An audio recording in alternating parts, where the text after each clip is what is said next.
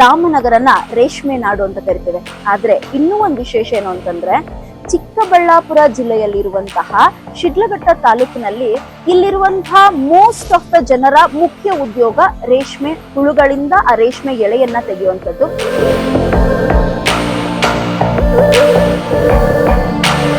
ಇದ್ರ ಕೆಳಗಡೆ ಬಿಸಿ ನೀರು, ಇದ್ರ ಕೆಳಗಡೆ ಈ ಸೊಳ್ಳೆ ಬರ್ತಾ ಇದೆ.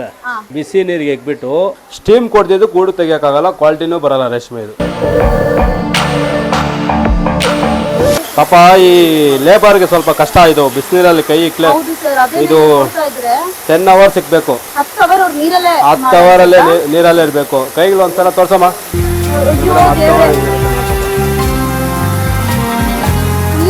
ನೋಡಿ ಅಲ್ಲ, ಕೈ ಇಷ್ಟು ಒದ್ದೆ ಆಗಿ ನಿಮ್ಗೆ ಚಳಿ ಬರೋದು ಆ ಥರ ಎಲ್ಲ ಆಗೋದಿಲ್ವಾ?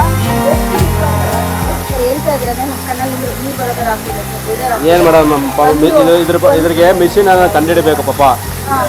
ತುಂಬಾ ಕಷ್ಟ ಇದೆ ಇದರಲ್ಲಿ.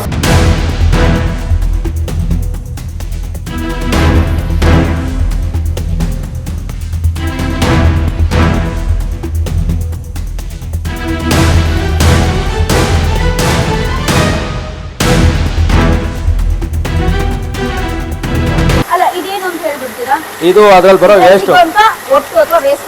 ವೇಸ್ಟ್ ಅದು. ಇದೆಲ್ಲ ಟೈರ್ಗೆ ಹೋಗುತ್ತೆ. ಈ ನಮ್ಮ ಕಾರ್ಗೆಲ್ಲ ಟೈರು ಉಪಯೋಗಿಸ್ತಾರೆ. ಗೌರ್ಮೆಂಟ್ ಇಂದ ಸಬ್ಸಿಡಿ ಕೊಟ್ಟಿದ್ದಾರೆ ಮೇಡಮ್.